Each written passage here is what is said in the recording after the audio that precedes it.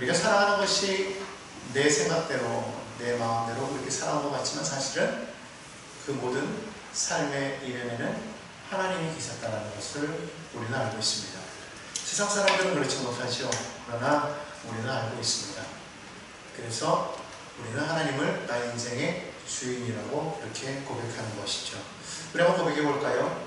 내 인생의 주인 되시는 하나님. 내 인생의 주인 되시는 하나님. 사람이 아무리 지혜롭다고 할지라도 하나님만큼 지혜롭겠습니까? 결코 그럴 수는 없을 것입니다. 왜냐하면 아무리 많은 행운을 연구해도 여전히 우리가 밝히지 못한 그런 미지의 세계가 있기 때문이라는 것입니다. 특히 우리 인생이라는 그 행운은 어느 누구도 다 파악할 수가 없다는 것이죠.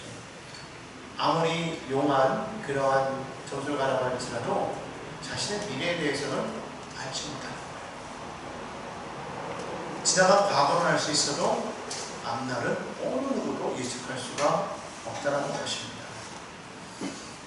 그래서 성경 잠언 기자는 잠언서 16장 9절에 그렇게 말했죠. 사람이 마음으로 자기의 길을 계획할지라도 그 걸음을 인도하시는 이는 야훼시니라. 우리가 아무리 좋은 계획을 짤지라도 그 계획대로 나아갈 수 있으려면 하나님의 인도하심이 있어야 됨을 밝히고 있다는 겁니다. 우리가 지난주에도 보아서 알겠지만 야곱이 외삼촌 라반의 집에 온 것은 형 에서를 잠시 피해서 잠시 동안만 머물고자 하는 것을 우리가 알 수 있어요. 하지만 그가 계획했던 대로 지금 되어가고 있습니까? 그렇지 않았다는 것입니다. 모든 것이 생각대로 되지 않았다는 거예요. 잠깐 머물 줄 알았던 그 시간이 라헬이라는 한 여인을 만나고 그로 인해서 7년, 아니 더하여서 14년이라는 그런 시간을 외삼촌 라반에게 그 인생을 저당 잡히고 그리고 모습으로 살게 되지요. 놀랍게도 그것이 타의에 의해서가 아니라 자의에 의해서였다는 것이죠. 누가 알았겠습니까? 야곱이 그렇게 시간을 묶여버릴 줄은 아무도 몰랐다는 거예요. 자, 그렇게 보면 그의 시간은 헛된 시간처럼 그렇게 보일 수가 있을 것입니다. 과연 그렇습니까? 그렇지 않다는 거예요. 야곱은 그 현 시점에서는 자기의 삶이 어떻게 되어가는지를 알지 못하지만 우리는 알고 있잖아요. 그때 하나님께서 그와 함께하고 계셨던 것을 우리는 알고 있습니다. 무슨 말입니까? 하나님께서 야곱의 삶을 인도하고 계셨다는 거예요. 그가 바다라람에서 외삼촌 라반의 집에 머물러 있었던 그 시간은 결코 허송세월이 아니었던 것입니다. 물론 자기 개인에게 있어서는 허송세월일 수가 있죠. 아무것도 아닐 수가 있습니다. 하지만 전체적으로 보았을 때 그것은 하나님께서 야곱에게 깨닫게 하기 위한 하나의 훈련 과정이었다. 너의 인생이 너과 같이 너의 힘과 너의 노력으로 살아갈 수 있는 것 같이 그런 건 아니야. 이 모든 것은 바로 내가 주관하고 있단다. 이것을 깨닫게 하기 위한 하나의 훈련 과정이었다는 것이죠. 하지만 현 시점에서 야곱뿐만 아니라 우리도 그렇죠. 정말 이 모든 것을 하나님께서 왜 허락하셨는지 우리는 알지 못한다는 거예요. 왜 이런 고난이 오는지, 왜 이런 역경이 다가오는지, 때로는 왜 이런 문제가 있는지 우리는 알지 못한다는 것입니다. 하지만 거기에는 하나님의 분명한 뜻이 있다는 것이죠. 무엇입니까? 너는 나를 의지해라 하는 것이죠. 너의 인생을 나에게 맡겨라. 그러면 내가 너를 지키고 돌보고 인도하겠다는 것입니다. 그러나 많은 사람들이 여전히 하나님 믿습니다 하면서도 야곱처럼 내 힘과 내 능력과 내 지혜로서 이 모든 것을 이루어 나아가려고 했기 때문에 이렇게 저당 잡힌 인생을 살아갈 수밖에 없다는 것이죠. 우리는 이것을 깨달아야 됩니다. 야곱의 모습을 보면서 우리는 정말 그러지 않는지, 내가 정말 헛되게 내 자의로 나의 인생을 저당 잡힌 인생으로 살아가고 있는 것은 아닌지 우리는 깨달아야 된다는 거예요. 어쨌든 14년이라는 시간이요 훌쩍 지나가 버렸어요. 자, 이제 야곱은요 마침내 약속 시간이 되었기 때문에 자기의 고향으로 돌아가고자 외삼촌 라반에게 가서 이야기를 하는 장면이 오늘 나오는 거예요. 25절에 말하죠. 라헬이 요셉을 낳았을 때에 야곱이 라반에게 이르되 나를 보내어 내 고향 나의 땅으로 가게 하소서 이렇게 말하는 거예요. 시간이 다 되었기 때문에 이렇게 말할 수가 있죠. 그 전에는 그렇게 할 수가 없었을 것입니다. 자, 이제 드디어 가게 된 거예요. 근데 과연 그대로 될까요? 성경을 보니까 그렇지 않다는 거예요. 라반이요, 야곱에게 더 머물 곳을 권유했다는 것입니다. 우리 같으면은 이걸 읽으면서 야곱 참 답답해 생각했을지도 몰라요. 그냥 단호하게 보내죠. 이제 외삼촌 이제 시간이 됐으니까 저 고향으로 갈게요 라고 얼마든지 이야기할 수 있을 텐데 왜 야곱은 그러지 못했을까요? 성경에 보니까요 25절에 뭐라고 말하고 있어요? 25절에 라헬이 누구를 낳았대요? 그때 요셉을 낳았다는 거예요. 이제 갓 어린 아기가 있으니까 좀 약간 주저함이 생겼을지도 모른다는 거예요. 그것도 자기가 가장 사랑하는 아내였던 라헬이 낳은 아들이었기 때문에 더 그랬을지도 모른다라는 그런 생각이 있어요. 그런 또 하나의 이유가 여기서 보입니다. 그것은 바로 30절에 나오는 말씀이죠. 한번 읽어볼까요? 30절입니다. 내가 오기 전에는 외삼촌의 소유가 적더니 번성하여 때를 이루었으니 내 발이 이르는 곳마다 야훼께서 외삼촌에게 복을 주셨나이다. 그러나 나는 언제나 내 집을 세우리까. 무슨 말이에요? 야곱에게는 자기의 집을 따로 세울 만큼, 라반에게서 독립할 만큼의 재정적인 여유가 없었다는 것을 알 수가 있어요. 왜 그렇게 생각하냐면 26절에 이렇게 말을 하죠. 내가 외삼촌에게서 일하고 얻은 처자를 내게 주시어 라고 이렇게 말하고 있어요. 야곱이 라반을 위해서 일한 것은 품삯 때문에 일한 것이 아니었어요. 무엇 때문에 일한 것이었습니까? 라헬을 얻기 위해서 일하게 된 것이죠. 더군다나 라반에게 속아서 레아를 먼저 아내로 받아들이고 다시 라헬을 얻기 위해서 또 7년을 외삼촌에게 섬기겠다고 이야기를 한 거예요. 그러니까 그가 14년 동안을 라반을 위해서 섬겼을 때 그는 품삯 대신에 뭘 받은 거예요? 처자를 받은 거예요. 물론 사위 아닙니까? 가족이죠. 어떻게 보면 대릴 사위 같아요. 그래서 의식주 문제는 해결되었겠지만 그 외의 것은 전혀 받지를 못했다는 것이죠. 얼마나 꽤 많은 라반이고 어리석은 야곱입니까? 그럼에도 불구하고 야곱은 그때까지만 해도 이게 결코 그렇게 손해라고 생각하지 않았던 것 같아요. 왜냐하면 라헬에게 빠졌기 때문이라는 것이죠. 하나님을 바라보았다면 이렇게 어리석은 행동을 하지 않았을 텐데 어쨌든 그에게는 재정이 없었다는 거예요. 그렇기 때문에 지금 떠나기가 참 어려운 그런 순간이었는데 그때 바로 이 라반이 이야기를 한 것입니다. 뭐라고 말해요? 라반이 27절에 보니까 라반이 그에게 이르되 야훼께서 너로 말미암아 내게 복을 주신 줄을 내가 깨달았노니 내가 나를 사랑스럽게 여기거든 그대로 있으라. 그러면서 뭐라고 말해요? 28절에 보니까 품삯을 정해라. 내가 그것을 주리라. 그러니까 지금까지는 품삯도 안 주고 그 정말 귀한 노동력을요 거저 취했다라는 거예요. 라반의 입장에서는 그런 노동력이 갑자기 빠져나간다고 그러니까 얼마나 아쉬웠겠어요. 어떻게든지 붙잡고 싶지 않겠습니까? 사실 생각해 보십시오. 야곱처럼 값싸면서도 성실하고 지혜로운 그러한 노동력이 어디 있어요? 성경은 분명히 뭐라고 말하고 있어요? 야곱이 온 뒤로 번성했다고 그랬어요. 아까 30절에 그랬잖아요. 내가 오기 전에는 외삼촌의 소유가 적더니 번성하여 때를 이루었다. 그러니까 야곱이 온 뒤로 라반이 부자가 됐다는 거예요.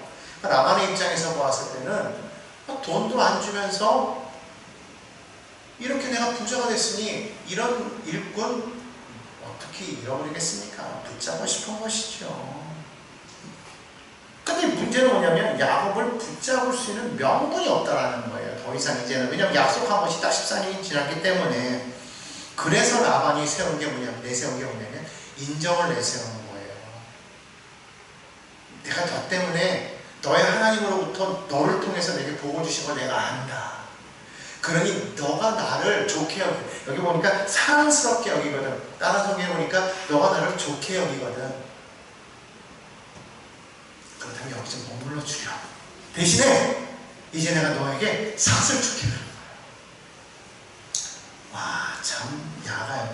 여러분, 우리가 교회 안에 있을 때 우리가 제일 많이 쓰는 말이 있어요. 그게 뭔지 아십니까? 은혜로 합시다. 이 말을 참 많이, 은혜로 합시다. 좋은 말이죠? 은혜로 하자는 말이 얼마나 좋은 말이에요. 그런데 때로는요, 이게요, 악용될 때가 있어요. 몸만 탁 얘기가 나오면, 아이, 그거 그냥 은혜로 합시다. 이렇게 얘기할 때 있어요. 여러분, 제 뉘앙스가 잘 보세요. 그냥 은혜로 합시다. 어떻게 들리세요? 그냥 대충 넘어갑시다. 이게 좋은 건데 이걸 악용하는 거예요. 은혜로 좀 넘어가지 그럼 자꾸 이렇게 따지고 그래요 라고 말하는 거죠. 이런 것 때문에 참 문제가 될 때가 있어요. 가끔 보면은 집에서, 여기는 물론 그런 분들 없겠지만은 저쪽 가면은 그런 분들이 있어요. 이렇게 남편한테 이렇게 밥상을 차려오면서, 여보 오늘은 제가 바빠서 은혜로 차렸어요. 그리고 가끔 보면은 다 밥하고 풀떼기 아무것도 없어요. 그러면서 은혜로 차렸으니까 은혜로 드세요. 아무것도 안 차렸다는 소리예요. 여러분, 이러면 되겠습니까? 그러면 안 되는 거죠. 근데 정작 이것을 누가 하고 있어요? 우리가 하고 있다는 거예요.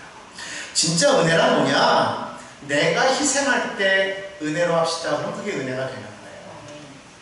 근데 나는 희생하지 않으면서 너는 좀 희생해. 그리고 은혜로 좀 해. 우린 이렇게 말한다는 거예요.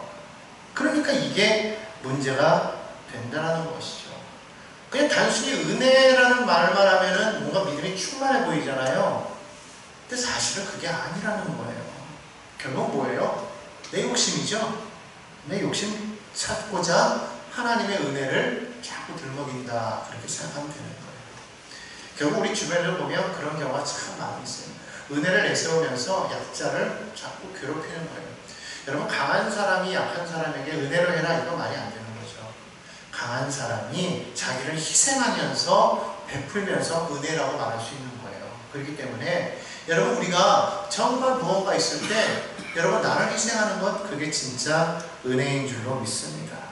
타인의 희생을 강요하면서 약자에게 은혜대로 해라, 은혜대로 해라. No, 그거는 올바른 것이 아니라는 거예요. 이런 일이 너무나도 비일비재하니까 마치 라반과 같은 그런 사람들이 지금 너무나 세상에 많다는 거예요. 이게 올바른 모습일까요? 그건 아닌 것이죠. 진짜 은혜는 뭐예요? 하나님께 받은 것을, 바로 내 것을 내어놓는 것, 그게 은혜라는 거예요. 내 것을 내어놓으면서 은혜로 합시다라는 말은 맞는 거죠. 이 라반같이 이렇게 하는 것은, 그것은 결코 은혜라고 말할 수가 없다는 거예요. 그렇기 때문에 오늘 이 라반의 말은요, 자기 욕심을 위한 하나의 기만이죠. 그럼에도 불구하고 야곱은 그걸 벗어날 수가 없었던 것은 앞에서도 말한 그런 이유였던 것 같아요. 그러니까 여러분, 그런 게 있어요. 사람이 한번 들어가기는 참 쉬워요.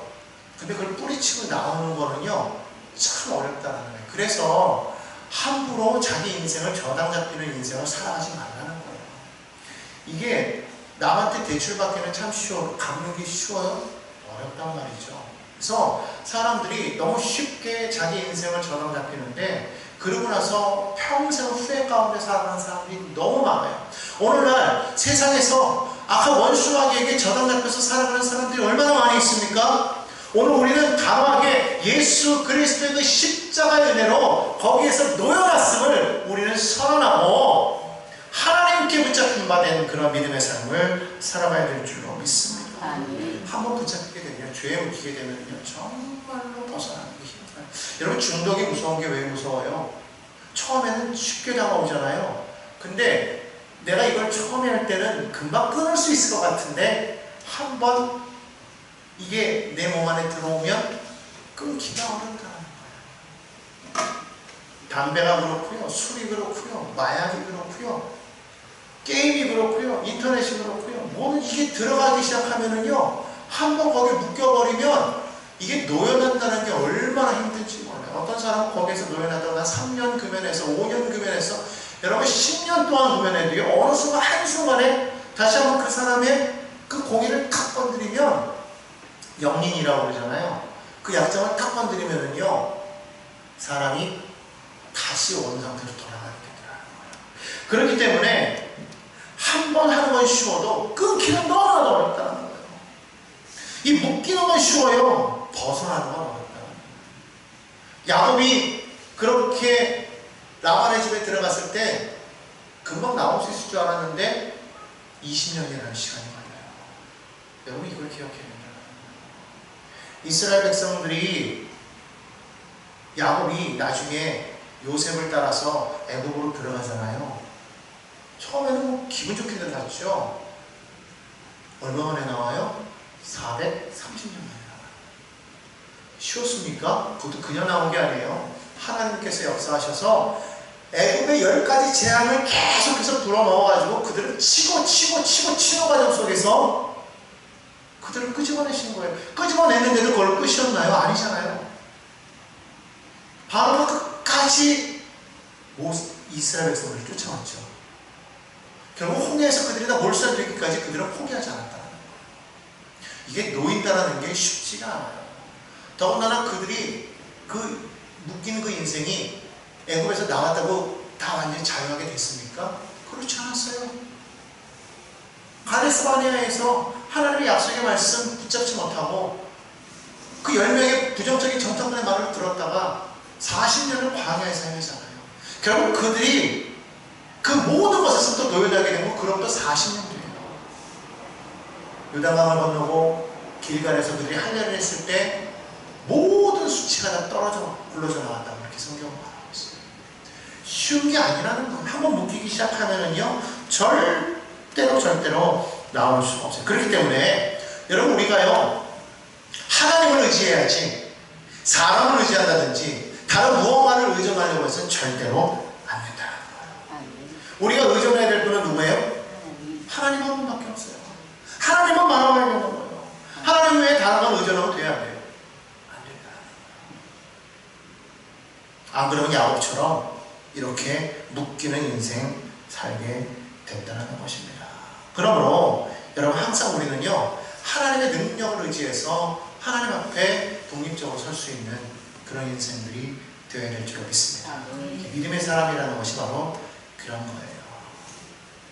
자, 이제 다음으로 넘어가서 두 번째로 볼 것은 야곱에 대해서 한번 살펴보겠습니다. 왜 라반이 이렇게 야곱을 붙잡으려고 했을까? 야곱은요, 비록 자신의 삶을 저당 잡히는 그런 어리석은 삶을 살았지만 그러나 그는 어느 곳에 있든지 그는 늘 성실했던 것을 알 수 있어요. 이게 야곱의 장점이었다는 거예요.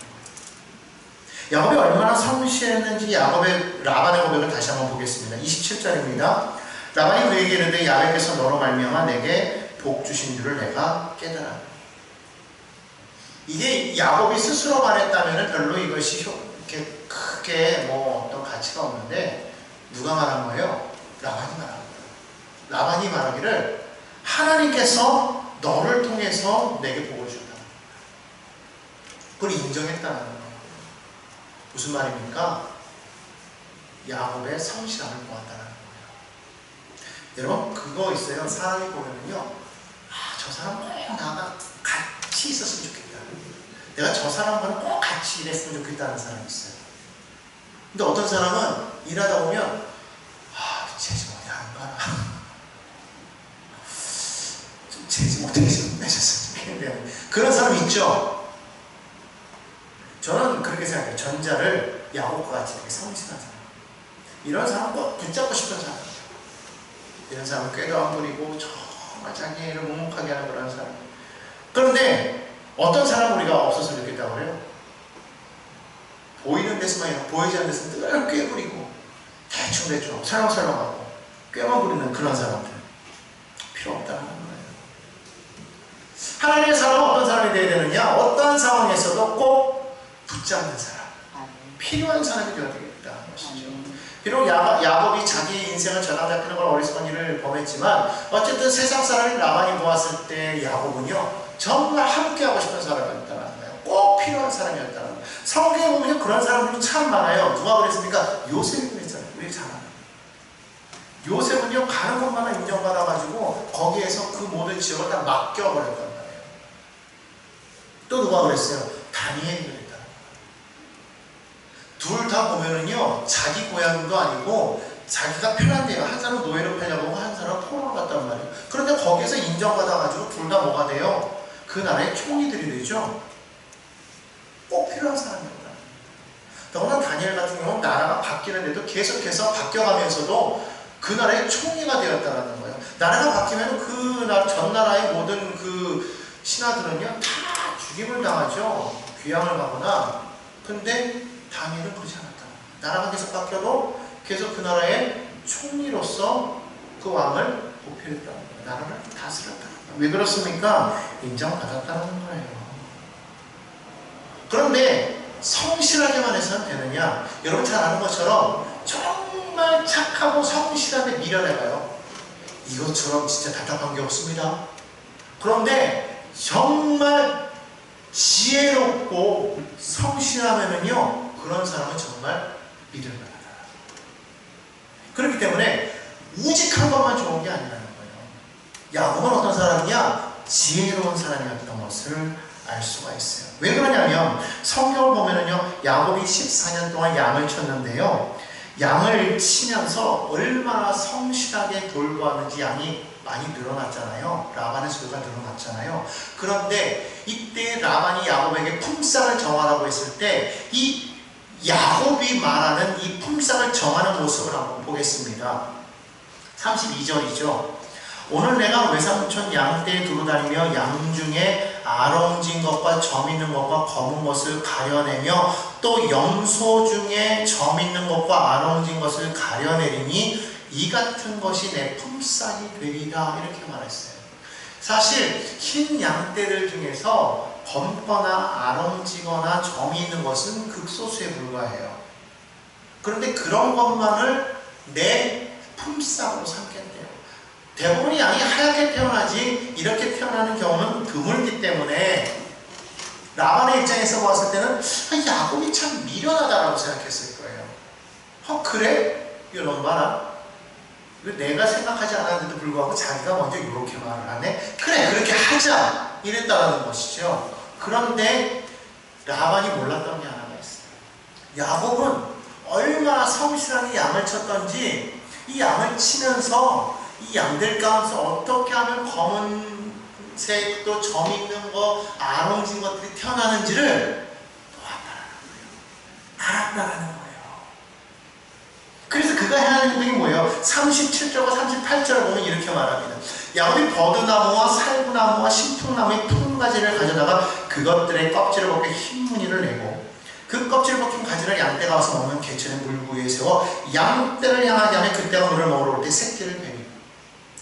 이게 뭐 비과학적이다 어쩌다 뭐 여러 가지 말을 많이 하지만 야곱은요 양을 치면서 아마 객관적인 통계를 냈던 것 같아요. 보았던 것 같아요. 이게 어떨 때 이렇게 야기냐지?